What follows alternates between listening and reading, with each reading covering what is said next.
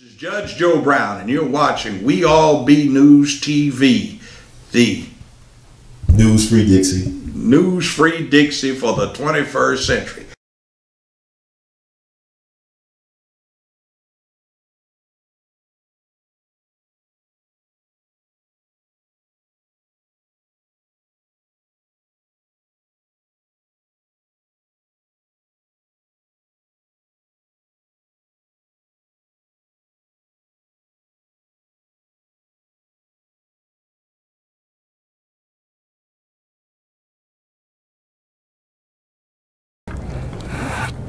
Okay. Mine is about Jimmy Lunsford and why he matters. Rhythm was his business, and he did it well. Jimmy Lunsford, the father of Memphis music education, probably really the real king of swing, because his band was the standard for the swing bands of the 30s and 40s, not because I said so, because his peers said so, like Glenn Miller. White folks wanted to beat him, black folks wanted to beat him at the Battle of the Bands. But what I love about black history is that it's better than Hollywood fiction. Like, you look at Marvel, all these superheroes are based on black people. I really got to believe that. All these superheroes, look at the X-Men, you know. Oh, yeah. You know, Professor X, that's Dr. King, you know, and Magneto, that's Malcolm X. Come on now. Take a look, you know, it got all this stuff from us.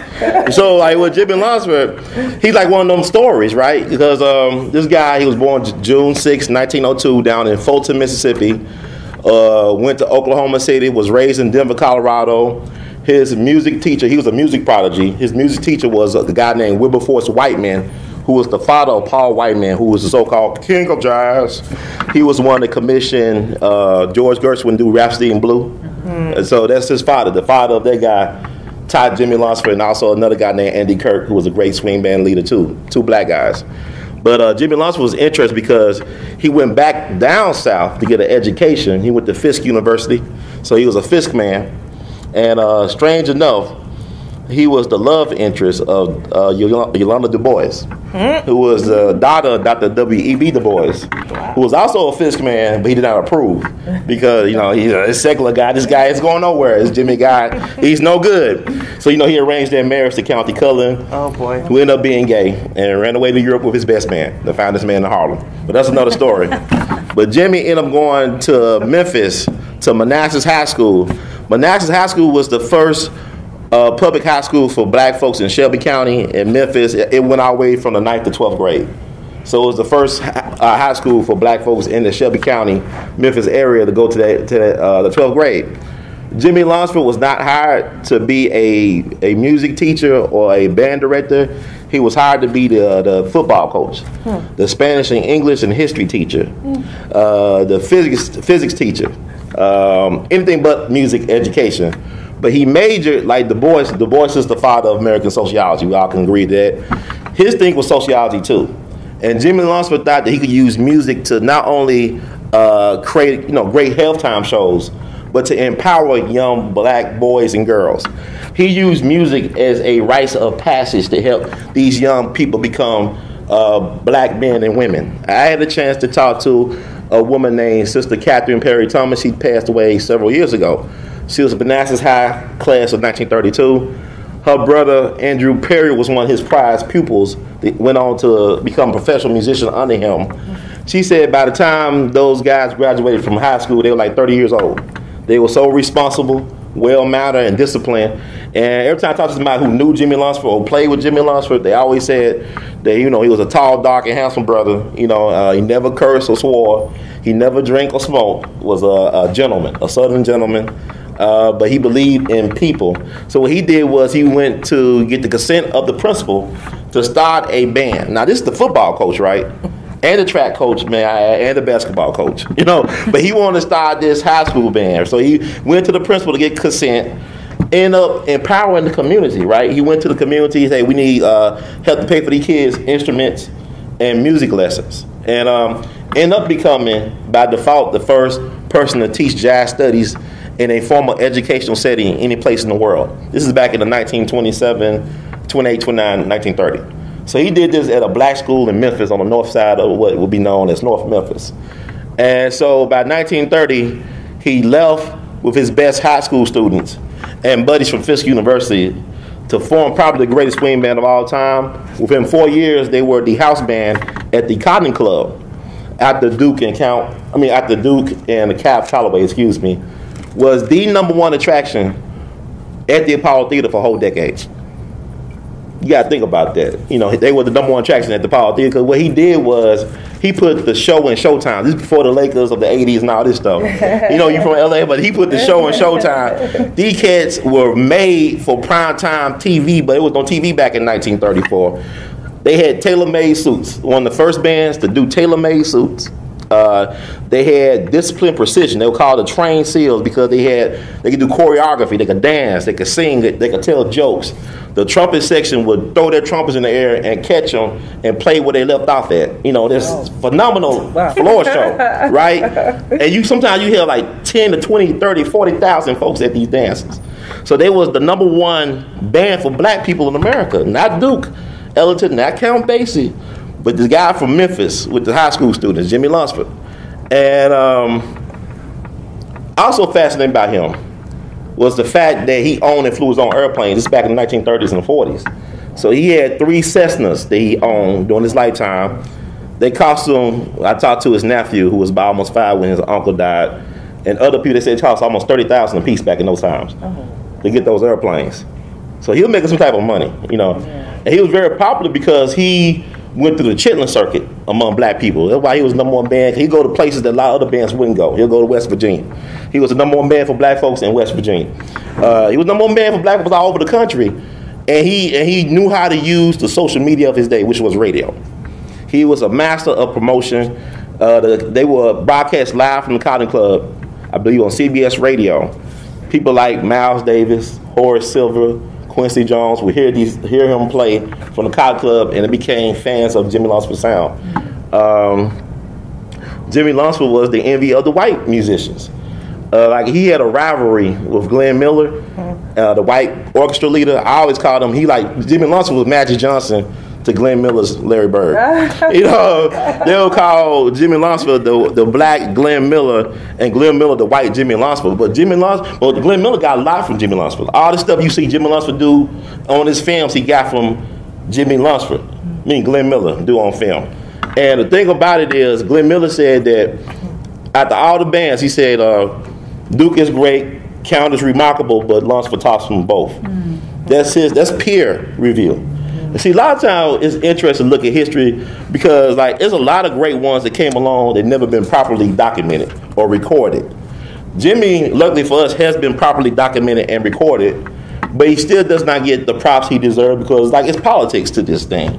You know, it's like, you know, so many great ones. How can you say this is #1, 2, 3, 4, or 5? It's all your personal, subjective opinion, right? But what makes him so phenomenal was, I'm getting off this to paint a picture of who this guy was. No matter how big he got, he always started music education programs throughout the country for black kids to keep them out of trouble as a form of rites of passage. He used to come back to Memphis, and he would sell out the church auditorium or whatever he was playing at, or Hippodrome. But he always came back to Manassas High School where he started to do free musician clinics, to do free concerts. I have met people who are influenced directly by his example of doing that. One guy was named Mr. Emerson Abel Jr., one of our greatest band directors that Memphis ever produced. Also the co-founder of the Southern Heritage Classic. He never get his proper respects for that, but that's another story. But Mr. Abel could recall when he was a high school senior or high school kid in Manassas in the band that Jimmy Lunsford, one of his guys, the saxophonist named Joe Thomas, will come and show him things on the tenor saxophone. And Mr. Abel took that and he became a tenor saxophonist. And not only that, he became a world-class music educator. Taught at the high school and collegiate levels. Was the man who kicked Isaac Hayes out the high school band. Ended up working for Isaac Hayes at Stax, helping him arrange his stuff at the Watch Stax move. So I mean, this is a guy who kicked Isaac Hayes out the high school band, but he ended up working for Isaac Hayes. So it's interesting. And also, he discovered the guy named Howard Grimes. He was the first drummer for what is now known as Stax, called Satellite Records. Howard Grimes still around. He started playing professionally when he was like 11, 12 years old. And Mr. Abel discovered him, but he was influenced by Jimmy Lunsford to invest in young people. So a lot of people end up doing a lot of great things, come out that Jimmy Lunsford thing. One guy was named Dickie Hobson. ended up becoming the band instructor at Douglas High School. Taught this guy named Ben Branch. Ben Branch was a great saxophonist from Memphis. Played for Jesse Jackson's Operation Breadbasket Band in Chicago. Was the last person to talk to Dr. King before he got shot. You know, Dr. King wanted me to play Precious Lord. And that was one of his favorite songs, and then he got shot. Then you got to listen to Precious Lord. That was the message behind it. You know, Yeah. when you read it and you think about it, that was the last song he said. That was his first song, but Words to it, you say that's why King told him to sing. well, getting back to Jimmy Lunsford, he died young. He died at the age of 45 under questionable circumstances. I actually went up to Seaside, Oregon. He died July 12th, 1947. I went up to Seaside, Oregon. They wrote about it in this paper, the Daily Historian. I'm working on a documentary by Mr. Lunsford. And they said allegedly that he was poisoned by a racist restaurant owner. He dropped dead right before a concert they had. Here's the thing about Oregon that people don't know. Oregon is the only state in the Union that has in its constitution. It became a state in 1859. It's the only state that have in their constitution that black folks could not live or own property there. They outlawed slavery, but black folks cannot live or own property. You ever been to Oregon? Ain't hardly no black folks there. No. It's beautiful though. It's God's country. It's nice, but ain't hardly no black folks there. Not even in Portland. So when I went up there this summer over the 70th anniversary, I went to the spots where he visited last. The restaurant is no longer there. And where it used to be the concert hall is a mall. So I played my trumpet and talked to people, engaged them, not realizing that this is a significant spot in American cultural history. And they were taken aback by the whole thing. But with Jimmy Lunsford, what I find also interesting that he thought enough of Memphis to be buried there, but he's been forgotten about. You know, like, you talk about Miles Davis. I mentioned him earlier.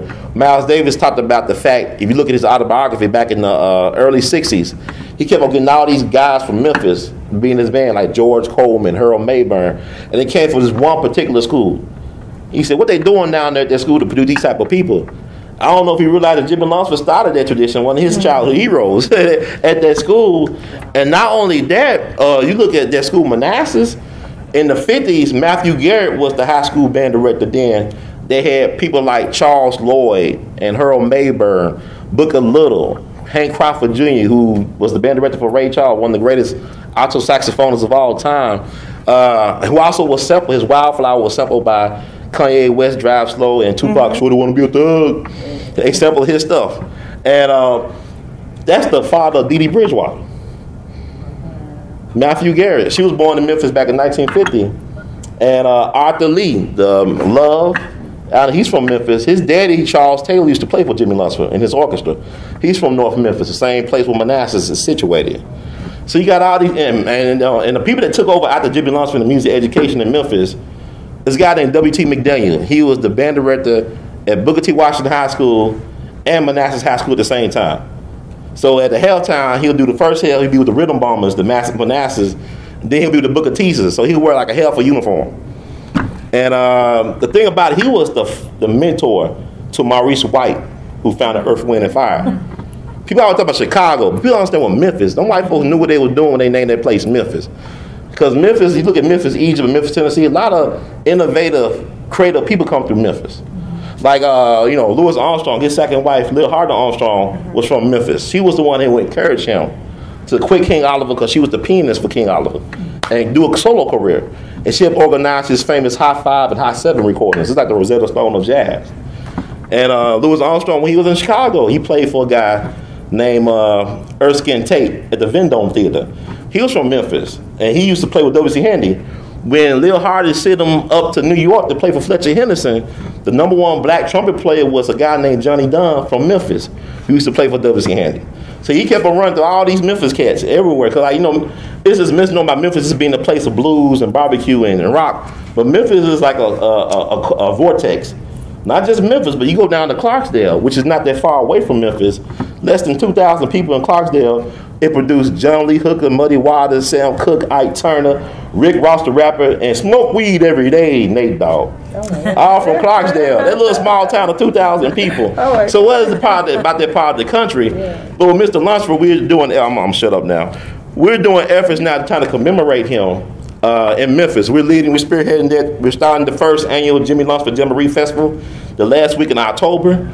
My organization spearheading that. We started wreath laying ceremonies every year on his birthday, June the 6th. We've been doing that for 3 or 4 years. Now we're going to do it every year, annually. And now we're in the process of renaming the airport after Jimmy Lunsford. And a guy named Luke Weathers, who was one of the original Tuskegee Airmen. Booker T. Washington High School class in 1939. I was the first black air traffic controller in Memphis. So we got this thing in Memphis about the Confederate statues and whatnot. Because we got the #1 cracker thing. Nathan Bedford Forrest, the first Grand Wizard of the KKK, is buried underneath this big giant horse statue, equestrian statue, facing south, been there since 1905. In a city that took the life of Dr. King, there's no monument or memorial, or really a decent street named after Dr. King. In the city that ran out of Ida B. Wells, out of town, there's no decent monument or memorial to her either. So what we're doing, instead of us trying to protest these symbols of hate, we're trying to uplift and resurrect the righteous ancestors. We're trying to use our energy to manifest. Because we are powerful like that. We're taking it back through our art. So I'm going to shut up now. Oh, okay. Well, we can go on forever. But okay. So.